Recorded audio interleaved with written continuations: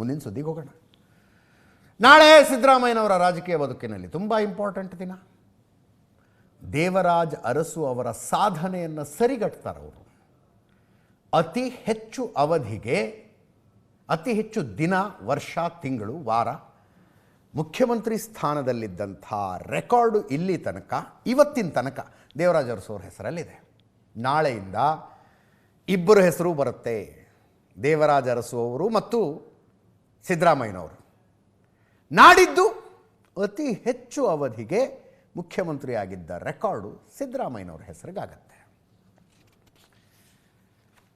ಸಿದ್ದರಾಮಯ್ಯನವರು ಆ ಸಂತೋಷದಲ್ಲಿ ಮಾತಾಡೋದು ಮೈಸೂರಿನಲ್ಲಿ, ಕೇಳಿಸ್ಕೊಳ್ಳಿ ಒಮ್ಮೆ. ಆಶೀರ್ವಾದದಿಂದ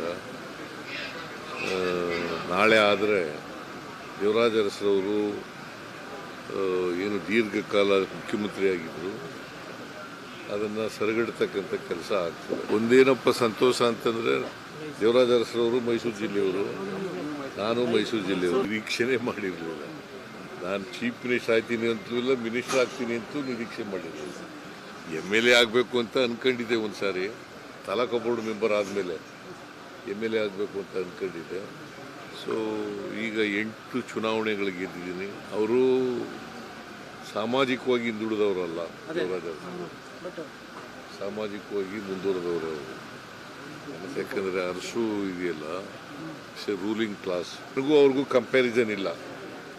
no comparison between me and Devaraj Arasu. ಸನ್ನಿವೇಶ ಬಂತು, ನಾನು ದೀರ್ಘಕಾಲ ಮುಖ್ಯಮಂತ್ರಿ ಆಗಿದ್ದೀನಿ, ಜನರ ಆಶೀರ್ವಾದ ಇತ್ತು, ಜನರ ಆಶೀರ್ವಾದದಿಂದ ಇಲ್ಲಿವರೆಗೂ ಬಂದಿದ್ದೀನಿ.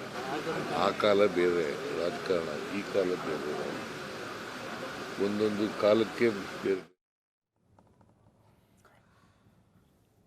7 ವರ್ಷ 238 ದಿನ ಇವತ್ತಿಗೆ ಸಿದ್ದರಾಮಯ್ಯನವರು ಮುಖ್ಯಮಂತ್ರಿ ಸ್ಥಾನದಲ್ಲಿದ್ದು. 2013ರಿಂದ 18 ತನಕದ ಮೊದಲನೇ ಅವಧಿ, 2023ರಿಂದ ಇವತ್ತಿನ ತನಕದ ಎರಡನೇ ಅವಧಿ. 7 ವರ್ಷ 238 ದಿನ.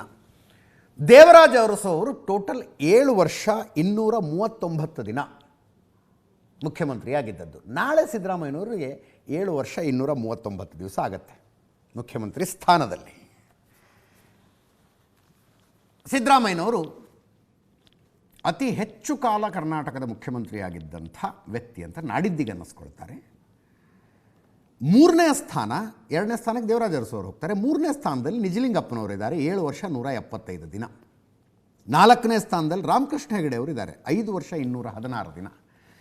ಈ 4 ಜನ 2 ಟರ್ಮು CM ಆಗಿದ್ದರು, 4 ಜನ.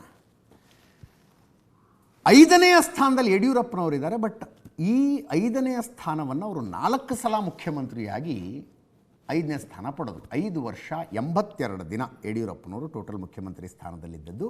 ಉಳಿದವರೆಲ್ಲ 2 ಟರ್ಮಿಗೆ ಮುಖ್ಯಮಂತ್ರಿಯಾಗಿ ಈ ರೆಕಾರ್ಡ್ ಬರೆದಿದ್ದಾರೆ. ಯಡಿಯೂರಪ್ಪನವರು 4 ಸಲ ಮುಖ್ಯಮಂತ್ರಿಯಾಗಿ ಈ ರೆಕಾರ್ಡ್ ಬರೆದಿದ್ದಾರೆ. ಸಿದ್ದರಾಮಯ್ಯನವರ ರಾಜಕೀಯ ಬದುಕಿನಲ್ಲಿ ತುಂಬ ಮಹತ್ವದ ದಿನ, ಅನ್ಡೌಟೆಡ್ಲಿ. ಏನು ಮಾಡ್ತಾರೆ ಹಂಗಿದ್ರೆ? ಏನು ಆಚರಣೆ ಮಾಡ್ತಿದ್ದಾರಾ, ಸಂಭ್ರಮಾಚರಣೆ ಮಾಡ್ತಿದ್ದಾರಾ, ಆ ಸಂತೋಷಕ್ಕೆ ಏನಾದರೂ ಅನೌನ್ಸ್ ಮಾಡ್ತಾರಾ, ಹೊಸ ಯೋಜನೆಗಳನ್ನು ಏನು ಮಾಡ್ತಾರೆ ಅಂದರೆ ಏನೂ ಮಾಡ್ತಿಲ್ಲ. ಅದು ಬಹುಶಃ ಸಿದ್ದರಾಮಯ್ಯನವ್ರಿಗೆ ಕೆಲವರು ಎಚ್ಚರಿಕೆ ಕೊಟ್ಟಿದ್ದಾರೆ. ನಾಯಕತ್ವ ಬದಲಾವಣೆ ಚರ್ಚೆಗಳ ಮಧ್ಯದಲ್ಲಿ ಇದನ್ನೇನೋ ದೊಡ್ಡದಾಗಿ ಸೆಲೆಬ್ರೇಟ್ ಮಾಡೋದಕ್ಕೆ ಹೋಗಿ ಇನ್ಯಾರಿಗೂ ಸುಮ್ಮನೆ ತಿಳಿದಂಗೆ ಆಗಬೇಕು, ಯಾಕೆ ಬೇಕು, ನಾರ್ಮಲಾಗಿ ಇರೋಣ ಅಂತೇನೋ ಹೇಳಿರ್ಬೇಕು. ಆ ರೀತಿಯಾಗಿರ್ತಾರೆ. ನಾಳೆ ಮೈಸೂರಿನಲ್ಲಿರ್ತಾರೆ. ಪೂರ್ವ ನಿಗದಿತ ಕಾರ್ಯಕ್ರಮಗಳಲ್ಲಿ ಸಿದ್ದರಾಮಯ್ಯನವರು ಭಾಗಿಯಾಗ್ತಾರೆ.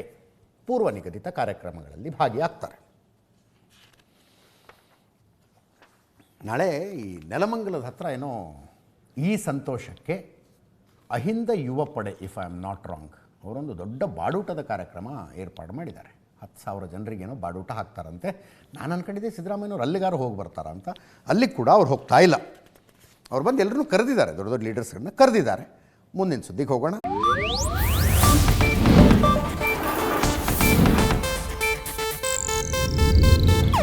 ಇದು ಏಷ್ಯಾನೆಟ್ ನ್ಯೂಸ್ ನೆಟ್ವರ್ಕ್ ಪ್ರಸ್ತುತಿ.